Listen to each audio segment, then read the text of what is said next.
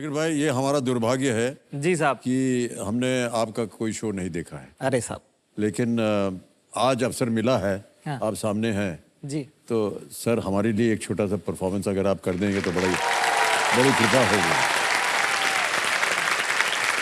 मैं अपने स्ट्रगल के दिनों की एक कविता मैं आपको भेंट करना चाहूंगा, पेश करना चाहूंगा। आपके लिए नजर है वो, और जब पहली बार लिखी थी हमने तब हमने हमारे जो दोस्त हैं विश्वास, उनको मैंने घर आके, और ये वो दौर है जब हम एक वक्त खाना खाते हैं, ठीक है, और पैदल चलते हैं, हमारे पास बस लेने के भी पैसे नहीं है। उस दौर में वो कविता लिखी और वापस आके जिस दिन वो कविता खत्म करी, जब अपने दोस्त को सुनाई तो उसको कहा था कि ये हम सोच रहे हैं कि बच्चन साहब से पढ़वाएंगे। दिल्ली के एक कमरे में जिसमें पंखा नहीं है, गर्मी के दिन है, वहां हमने, तो वो कविता मैं आपको जी जी जरूर।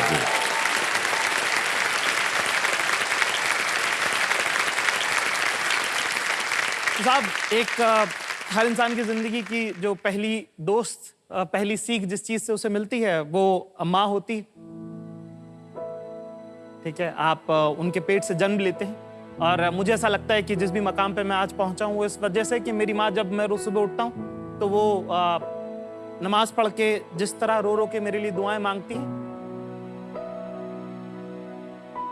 शायद कोई भी अच्छा बुरा सही गलत जो भी होता है वो उन दुआओं के सहारे जो यहाँ तक पहुंचा। तो एक पहला शेर उनकी नजर है, कहा है कि खोया मैं जिस भी राह वो मंजिल पे जा खुली, कि खोया मैं जिस भी राह वो मंजिल पे जा खुली, दी रुसवाइयां मैंने पर मोहब्बत मुझे मिली। क्या बात। कि खोया मैं जिस भी राह वो मंजिल पे जा खुली, दी रुसवाइयां मैंने पर मोहब्बत मुझे मिली, और बद्दुआ ने जब जब काटा है मेरा रास्ता, मुझसे भी पहले मेरी माँ की दुआएं निकली। वाह वाह वाह वाह वाह वाह वाह, क्या बात।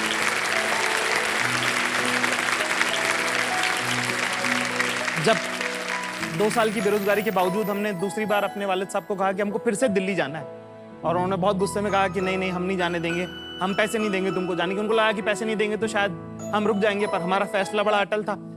तो हम निकल गए, तो हमारी माँ ने हमको भीगी हुई आंख के साथ मुट्ठी में 500 रुपए का नोट दबा के दिया था। तो उससे जो है एक ट्रेन के सफर में हमने एक कविता लिखना शुरू करी थी। और जब एक वक्त होता जब आपका हारने को कुछ नहीं होता और जीतने को सारी दुनिया होती, जी जी, उस समय की वो कविता लिखी। कहा है कि मैं शून्य पे सवार हूँ, कि मैं शून्य पे सवार हूँ, बेदब सा मैं खुमार हूँ, अब मुश्किलों से क्या डरूं, मैं खुद कहर हजार हूँ, मैं शून्य पे सवार हूँ, मैं शून्य पे सवार।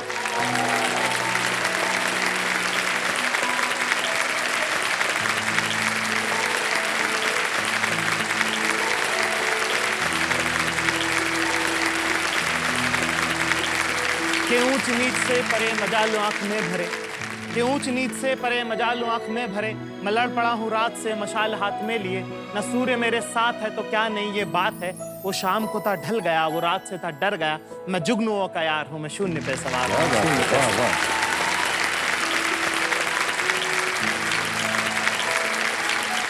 और कहा है कि भगवान श्री राम थे, वो सूर्यवंशी थे, तो उनके बारे में, और रावण बहुत ज्ञानी जी। कहा कि हूँ राम का सा तेज मैं लंकापति सा ज्ञान हूँ, कि हूँ राम का सा तेज मैं लंकापति सा ज्ञान हूँ, किसकी करूं आराधना सबसे जो मैं महान हूँ, ब्रह्मांड का मैं सार हूँ, मैं जल प्रवाह निहार हूँ, मैं शून्य पे सवार हूँ, मैं शून्य पे सवार।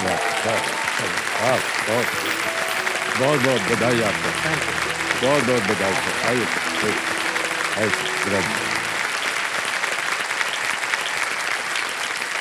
कहाँ से लाए सर आप ये सोच, ये विचार, ये शब्द? वो ख्याल कुछ इस तरह से था साहब, मैं ट्रेन में था जी जी, और बाथरूम के बाहर बैठे थे हम, जनरल में भी, मतलब ऐसा नहीं कि सीट पे जगह मिल गई हो। जी जी जी।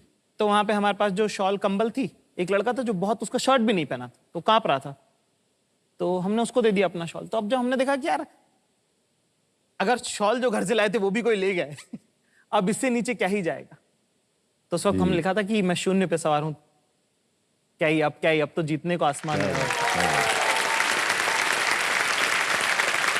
बचपन की बातें जो है ना सर, वो हमेशा जिंदगी भर याद रहती है, और जो भी परिस्थितियां होती हैं उस जमाने की, वो आपके दिल के अंदर रहती हैं और उदाहरण बन जाती है वो। और कई बार सर अपनी व्यक्तिगत बातें भी कहने का मन करता है। बाबूजी और माँ जी जो थे वो भी 500 रुपये उनकी कमाई होती थी, और जब मैं पैदा हुआ तो सर टांगे में मुझको गुदड़ी का लाल बोलते हैं सर, गुदड़ी आप समझ सकते होंगे, टाट से बनती है वो कपड़ा, उसमें बांध के लाए थे।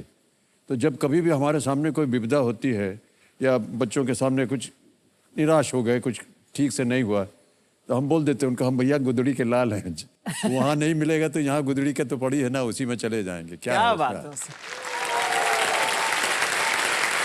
ओके, आगे चलते हैं। 8वां प्रश्न 80,000 रुपए। रेडी? 8वां प्रश्न आपकी स्क्रीन के ऊपर ये रहा।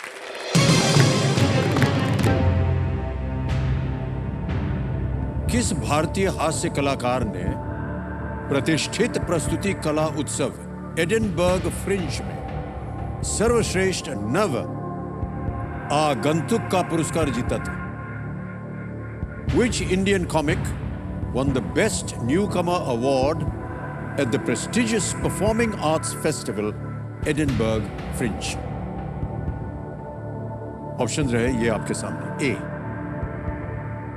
समय रैना, बी उरूज अशफाक, सी गौरव कपूर या डी राधिका वास। साहब बी उरूज अशफाक को लॉक कीजिएगा। श्योर है? कंफर्म ना? बड़ी जल्दी उत्तर दे दिया। कह रहे बी उरूज अशफाक पे ताला लगाया जाए। Yes, absolutely the right answer. क्या बात है। एडिनबर्ग फ्रिंज को अनऑफिशियली ये कॉमेडी का ऑस्कर कहा जाता है। बिल्कुल साहब। एडिनबर्ग फ्रिंज को। और भारत के पिछले एक दशक से कॉमेडी का क्षेत्र जो है वो तेजी से बढ़ता आ रहा है, कुछ आपकी बदौलत, कुछ और लोगों की बदौलत, और इनमें से एक प्रमुख नाम हमारे सामने बैठे हैं। बहुत बहुत बधाई आपको रजत भाई।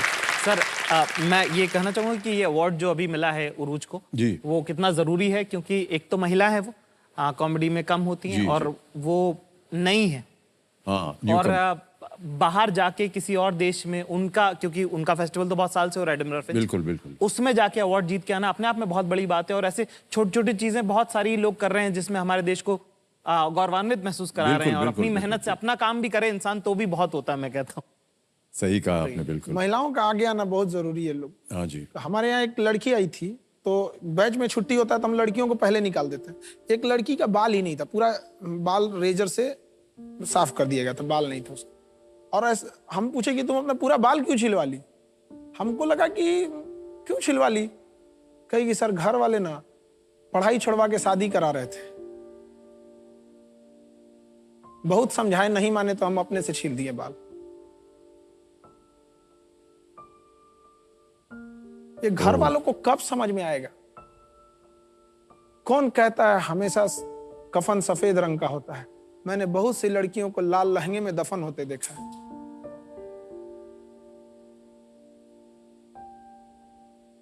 सर माँ बाप को समझना चाहिए कि बच्चियों को आगे बढ़ाएं। और जो लोग लड़कियों की पढ़ाई का विरोध करते हैं ना, जब उनकी पत्नी को जब हॉस्पिटल जाते हैं ना, तो उस समय उन्हें लेडीज डॉक्टर खोलने का अधिकार नहीं होता है। कि अगर आपने विरोध किया एक महिला का एजुकेशन का, तो उसे पढ़ने दिया जाना चाहिए, आगे बढ़ने जाना, चाहे जिस फील्ड में जाए। जी जी। और आजादी से लेके आज तक हम पुरुष अकेले सोच रहे हैं देश को आगे ले जाने का, नहीं जा रहा है। जिस दिन महिलाएं साथ आ जाएंगी ना, पक्का ये देश आगे चला जाएगा। जरूर आइए आप लोग।